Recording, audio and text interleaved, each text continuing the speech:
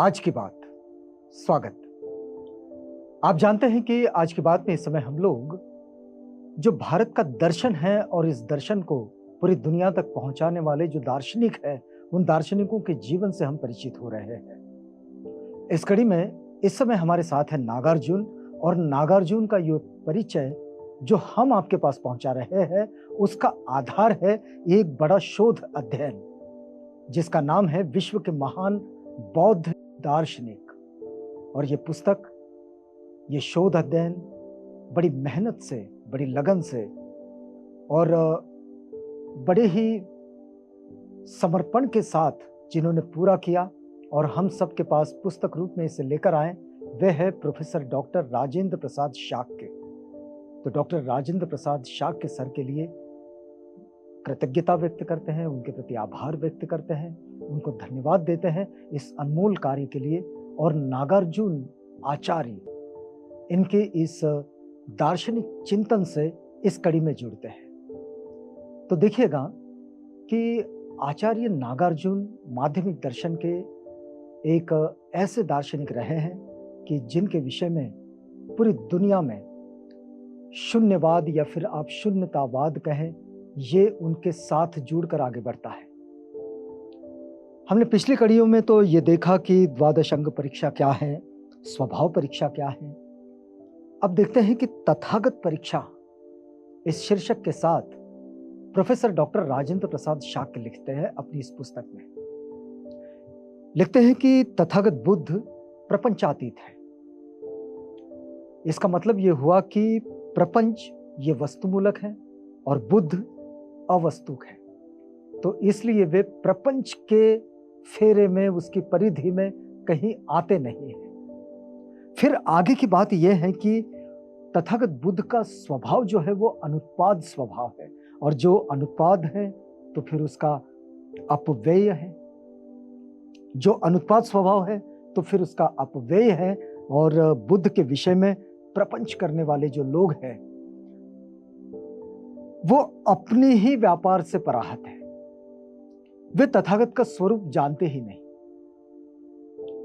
और गलती यहीं पर हो जाती है कि लोग तथागत का वास्तविक स्वरूप नहीं जानते हैं। आचार्य नागार्जुन की सीख से और उनकी समझ से जब हम तथागत बुद्ध की इस पूरी जीवनचर्या को, उनके वचनों को समझने का जब प्रयास करते हैं, तो देखिएगा कि तथागत का स्वरूप तो वे जानते ही नहीं। उनके लिए तथागत सर्वतः परोक्ष है। और जिस स्वभाव से तथागत आते हैं, यानी कि जिस स्वभाव के तथागत है, बिल्कुल वही स्वभाव जगत का भी है। और तथागत निस्वभाव है, इसलिए जगत भी निस्वभाव है। ये तथागत परीक्षा माध्यमिक कारिका में आती है आचार्य नागार्जुन के। अब आगे आती है काल परीक्षा। तो काल परीक्षा में क्या आता है कि माध्यमिक काल त्रयवाद का खंडन करता है। वस्तुतः वह काल का ही खंडन करता है कि काल नाम की कोई चीज होती नहीं, वो काल का ही खंडन करता है माध्यमिक दर्शन। अब काल की चर्चा वस्तु के स्वभाव से संबंधित होती है। यदि वर्तमान और भविष्य काल हो, तब क्या ये अतीत की अपेक्षा करके होंगे या बिना अपेक्षा किए होंगे? यदि वर्तमान और भविष्य की कल्पना की जाए तो फिर ये क्या बिना अतीत की अपेक्षा के होंगे या अतीत की अपेक्षा के साथ होंगे? तो यदि अतीत की अपेक्षा से इनकी सिद्धि हो, तब निश्चय ही इनकी सिद्धि संभव ही नहीं है, क्योंकि किसी के होने पर उसकी अपेक्षा की जाती है और अतीत नाम की कोई चीज होती ही नहीं। यदि अतीत अभाव रूप है, तब उसकी अपेक्षा संभव ही नहीं। भाई, जो अभावग्रस्त है उसकी अपेक्षा कैसे की जा सकती है? यदि माने कि अतीत में ही वर्तमान एवं भविष्य निहित है, अतीत में निहित है, तो जब है ही नहीं, तब अतीत के न होने पर वर्तमान भी नहीं और भविष्य भी नहीं। तो इस तरह से माध्यमिक दर्शन जो है वो काल का ही खंडन करता है। तो यह है काल परीक्षा। बंधन और मोक्ष परीक्षा, इस शीर्षक के साथ प्रोफेसर डॉक्टर राजेंद्र प्रसाद शाक्य अपनी इस परिचय में आगे बढ़ते हैं। लिखते हैं कि यदि पुद्गल नाम की कोई वस्तु होती तो वो संसरण करती, फिर वो है ही नहीं। कारण इसका यह है कि स्कंद, आयतन, धातु, इसी को पंच स्कंध माना गया है। लेकिन पांचों प्रकार के ढूंढने पर भी उसकी अतिरिक्त सत्ता प्रमाणित नहीं होती। जिसे पुद्गल लोग आत्मा जिसको कहते हैं, तो उसकी सत्ता कहीं प्रमाणित नहीं होती। आत्मा न स्कंद रूप है, न धातु रूप है, न आयतन रूप है, और न इनसे भिन्न है। फिर स्कंध, आयतन, धातु का न तो वह आधार है और न ही आधेय है। और इस प्रकार बंधन एवं मोक्ष ये निराधार है, क्योंकि निर्वाण को जब कभी अभाव रूप कहा जाता है, तब उस अभाव का अर्थ होता है भाव की कल्पना का निषेध।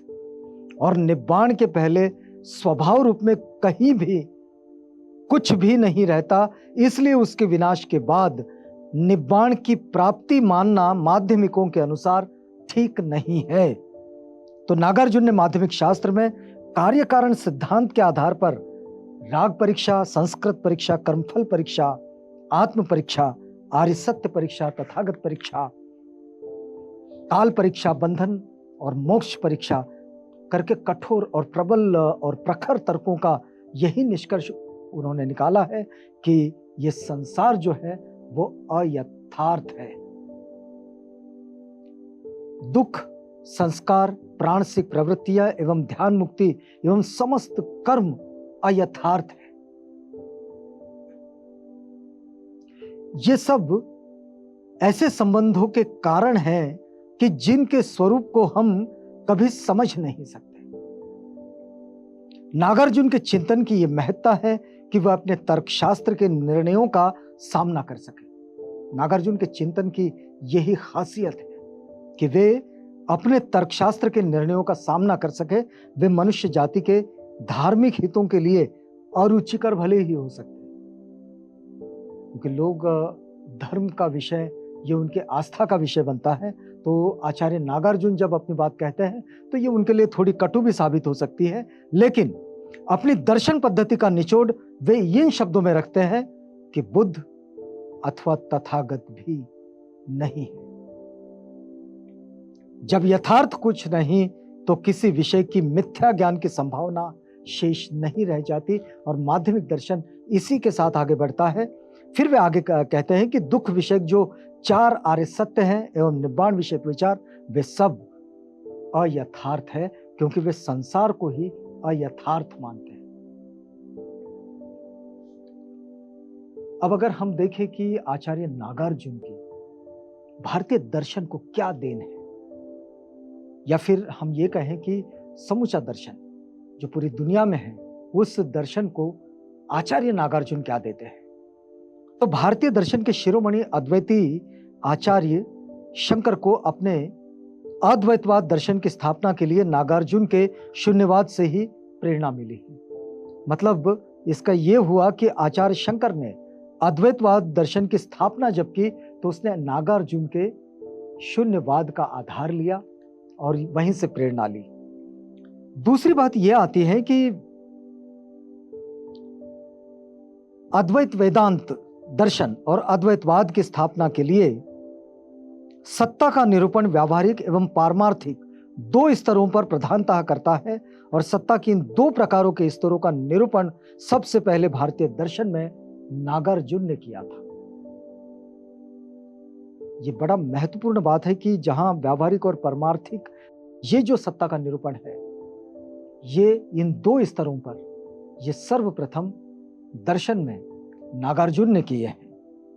हम ये भी कह सकते हैं कि महायान का जो शून्यवाद है वो शंकर के मायावाद से मिलता जुलता है। अब शंकर का मायावाद ये नागार्जुन के शून्यवाद के बाद आया है, तो निश्चित रूप से ये कहा जा सकता है कि शंकर का मायावाद जो है वो नागार्जुन के शून्यवाद से प्रेरणा लेकर ही आगे बढ़ा है। और एक दूसरी बात कि जैसे शंकर ने जगत को मिथ्या कहा, माध्यमिक भी इसी प्रकार जगत को शून्य कहते हैं।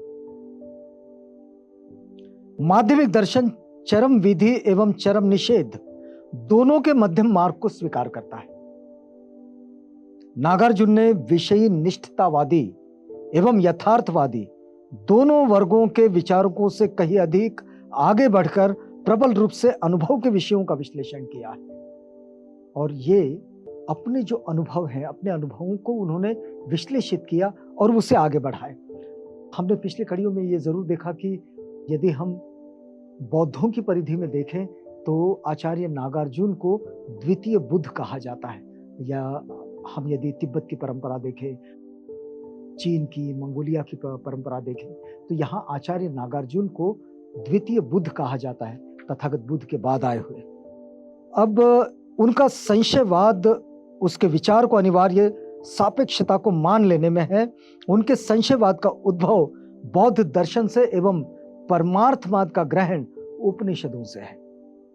नागार्जुन एक यथार्थ दार्शनिक भावना से संपृक्त होकर ऐसे विरोधी तत्वों को प्रकाश में लाकर रख देते हैं जिससे विवेक शून्य वाक्य रचना एवं चिंतन के प्रति उदासीनता दोनों किनारे एक साथ चेतना के पर्दे पर प्रतिबिंबित होते हैं। दोनों चीजें, एक तो विवेक शून्य वाक्य रचना और दूसरा चिंतन के प्रति उदासीनता, ये दोनों किनारे एक साथ चेतना के पर्दे पर वे प्रतिबिंबित करते हैं और उनके साथ ये प्रतिबिंबित होते हैं। आचार्य नागार्जुन की दार्शनिक प्रतिभा विलक्षण थी। द्वंद्व वाहिनी पद्धति यानी कि डायलेक्टिक का जो प्रोसेस है, सिस्टम है, उसे अपनाकर, ये जो द्वंद्व वाहिनी पद्धति है, इसे अपनाकर अनुभव जगत का जो प्रत्याख्यान उन्होंने किया है उसकी तुलना ब्रैडले के द्वंद्ववाद से की जाती है। ब्रैडले के द्वंद्ववाद से, ब्रैडले ने जो द्वंद्ववाद रखे हैं उससे आचार्य नागार्जुन के इस दर्शन की तुलना की जाती है। तो आचार्य नागार्जुन का ये जो खास महत्व आता है, इस महत्व से इस समय हम लोग परिचित हो रहे थे। यहाँ हम रुकते हैं क्योंकि ये वक्त भी पूरा होता है। इस वादे के साथ रुकते हैं कि अगली कड़ी में आपसे पुनः मुलाकात होगी, और जब मुलाकात होगी तो हम दर्शन शास्त्र से जुड़े एक और दार्शनिक से मिलेंगे। तब तक के लिए हमें इजाजत दीजिएगा।